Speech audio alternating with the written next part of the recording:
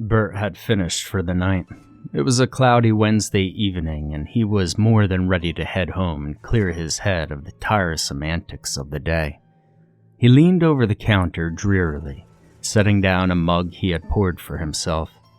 The bar's neon lights buzzed like static in the back of his mind, the old TV monitor blaring its usual nonsense from the corner of the room.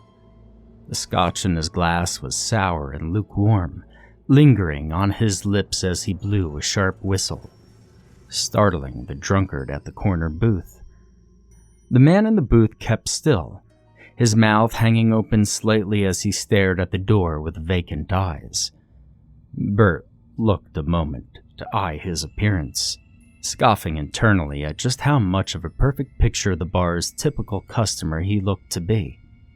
He was wearing a torn overcoat, his legs draped with filthy jeans and a single, battered shoe sitting on his left foot, his yellowish toes sticking out at the end.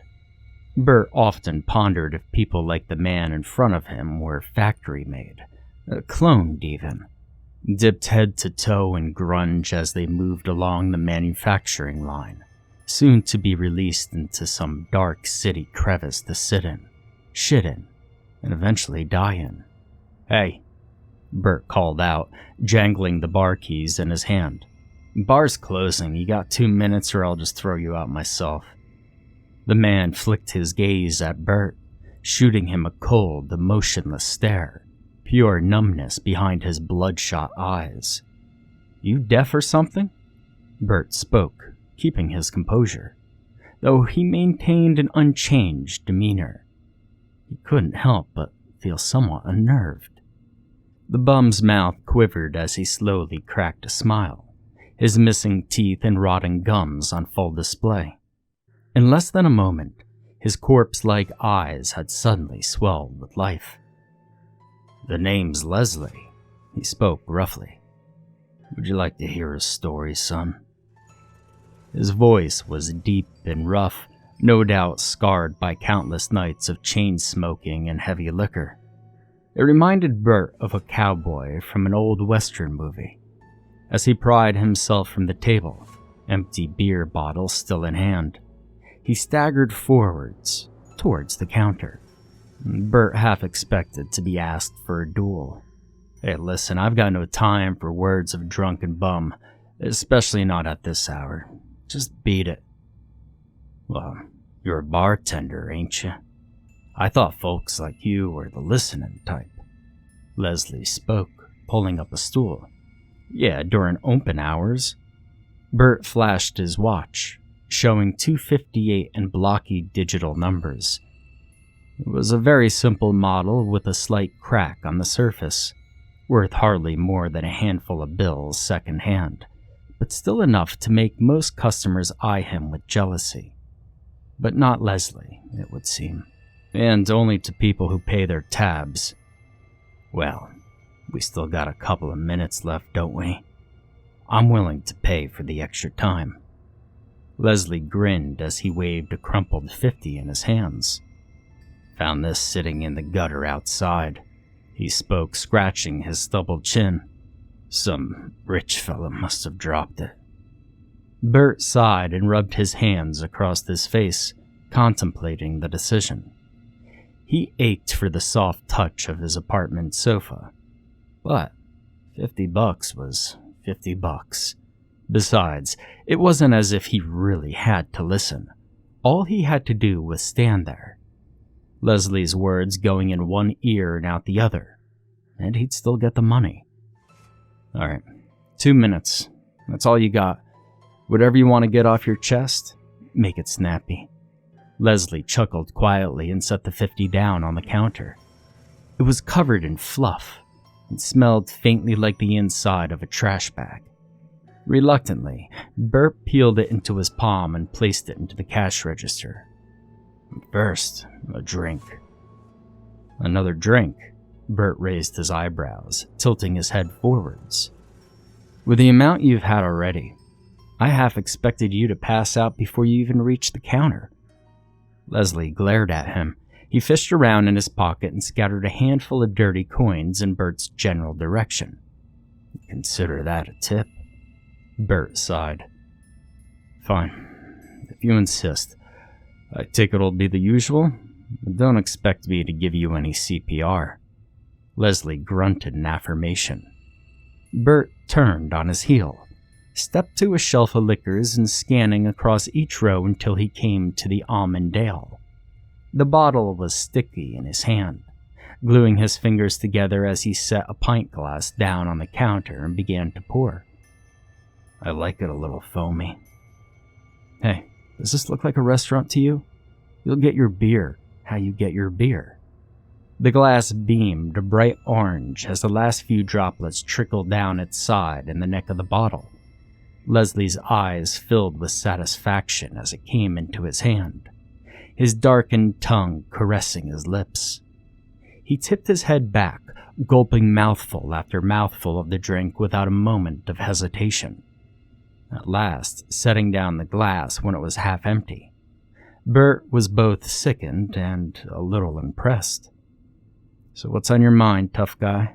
Bert asked, grabbing a nearby glass and polishing it with a rag from under the counter. "You ain't gonna pour one out for yourself?" Leslie replied, gesturing to the liquor shelf. "I seen you work up and down the counters all day. You look like you could use a pint too." Bert stopped and wrapped his hands along the counter in contemplation. "You know, as a matter of fact, you're absolutely right." He smiled slightly as he filled up another glass with the same ale. "Didn't think you were the type to have some manners about you." "Ha," Leslie replied. "Well, that's what most people assume. I don't blame you, really. Heard you get some real nasty type folks around here late at night." "Cheers." "Cheers." A quiet ting echoed throughout the bar as Bert brought his glass up to meet Leslie's. He took a small sip, exhaling gently and wiping the foam from his mouth as Leslie finished the last of his glass. "It's good, ain't it?" "Yeah, it's all right. Still, we've got better stuff than this. Cheaper stuff, too. You know, a little variety wouldn't hurt, would it?" Well, it's exactly what I wanted to talk to you about," Leslie began. "You see that parking lot out there?" Leslie pointed to one of the bar's windows. Outside sat a grayish, dull-looking parking lot, scattered with bums. "Yeah, what about it?" Leslie's face stiffened into a darker expression, his friendly tone drooping somewhat. "Do you know what was there before the parking lot?" "No, I can't say that I do, no." Well, that's a damn shame. Here, I'll explain it to you. I'm all ears." Leslie inhaled deeply through his nose, as if what he was about to say was of great importance. Bert felt himself disassociating, daydreaming about getting home and watching shitty late-night television. "When I was a younger lad, I had an apartment not too far from here. Horrible place. Makes this part of town look like paradise. Completely run down and slap bang in the middle of these soul-sucking city buildings. You get the picture. My only escape from the joylessness of it all was a little field that was once in the place where that parking lot is now. You follow? That field was my little heaven, my escape from the worries that troubled me from day-to-day existence. I'm sure you have something similar, be it a physical location or not. Hell, everybody does." Whenever I felt down, I would drag myself to that patch of nature to cheer myself up again. And I would always go back home with a smile on my face and a head full of hope. "Yeah, well, sure sounds like a nice little area." Leslie nodded solemnly. "Oh, believe me, it was.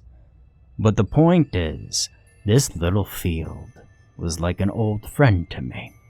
You know, a best friend even. And you know what the best thing about it was? There was this little almond tree right in the middle, surrounded by these bright pink blossoms. And when that tree bore its fruit, well, it was like Christmas. Each year, I'd run to that tree like a little kid running down the stairs on his birthday. And one by one, I'd pick those little almonds off the branches until I could barely carry them back all home again. I'd make almond pie, almond soup, almond whatever. I couldn't get enough of the stuff. So, hence the choice of liquor. Exactly.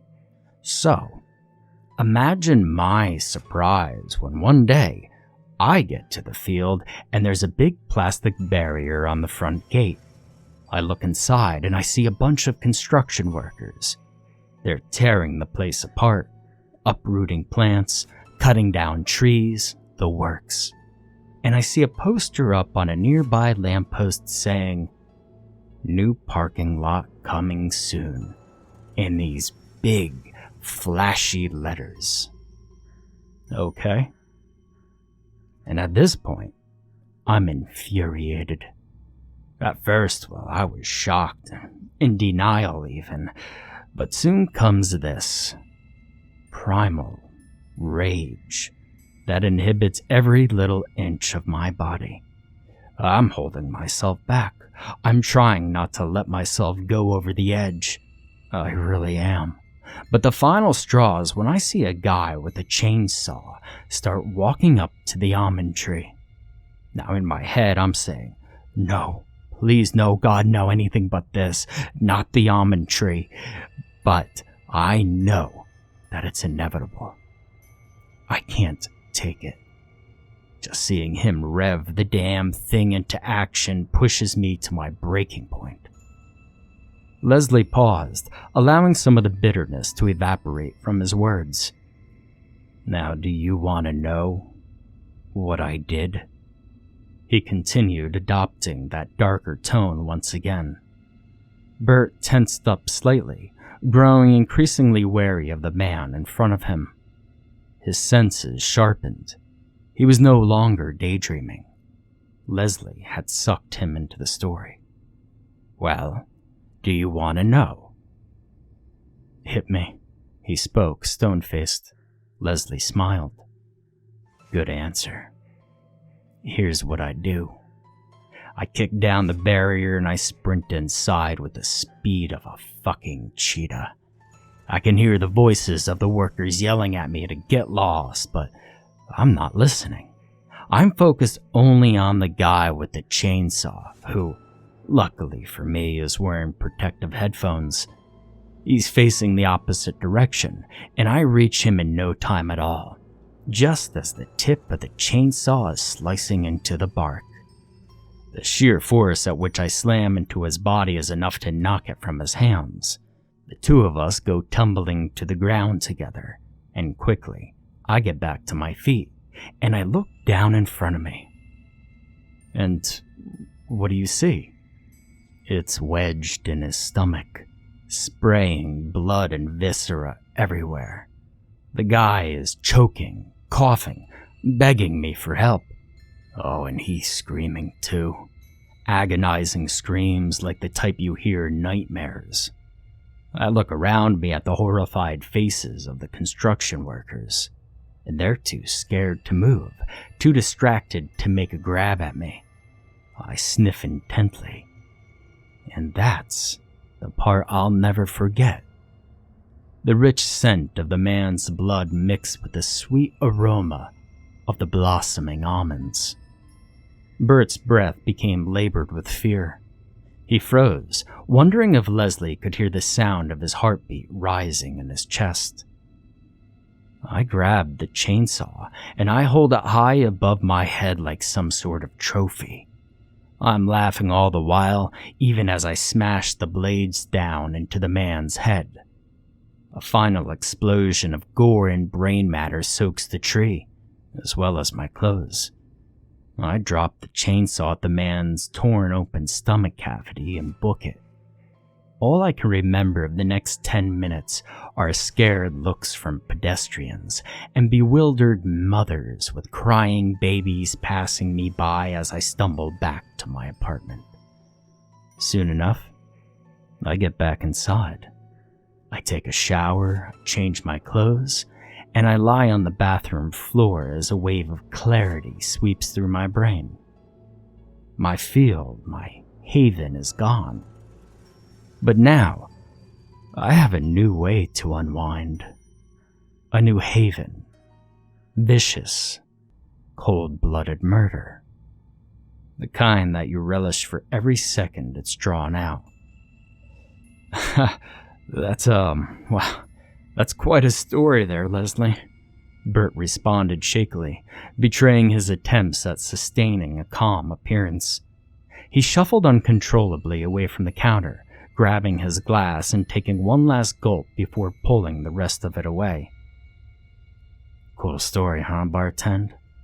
Well, it's not one I tell often for obvious reasons. I know I've given you a lot to think about, especially at such a hazy hour, and I don't want you to think I can't see you inching your way over to the telephone hanging up on the wall on the other side of the room. I'm afraid I have some bad news to deliver. You won't get to call the police. Hell, I'll be surprised if you don't pass out before you even reach the end of the counter. And, why is that? Because you know what else smells like almonds, bartend? What? Cyanide. Bert froze. Excuse me? You remember when I got you to look out the window? Leslie reached into his inside overcoat pocket, pulling out a satchel of some powdery substance. I put one of these in your ale. My own special creation. These babies are beautiful, completely tasteless, easy to conceal, and they work wonders on the human body in just minutes. Plenty of time for me to spout my dialogue, of course. Bert doubled over in pain. His chest felt as if it were on fire. What? What the fuck have you done? He barely managed to get out, froth already building in his mouth. He collapsed, seizing on the floor as the poison spread throughout his body. Ever since that day at the almond tree, I've lived a vagrant lifestyle. Not only does it make occasions like this far easier to get away with, it's also a sign of new beginnings. I'm a changed man, and sure, it may be cold, tiring work, but moments like this make it all worthwhile. Leslie grabbed the ale bottle by the neck and took a generous swig. Still can't beat that hearty texture. Here, let me pour one more out for you. A splash of the ale soaked Bert's seizing face a dark yellow. Leslie stood up from the stool and stretched. You can keep the 50. Thanks for the time, bartend. And with that, Leslie turned heel and stumbled outside, knowing the squeak of the bar door as it shut behind him would be the last thing Bert would ever hear.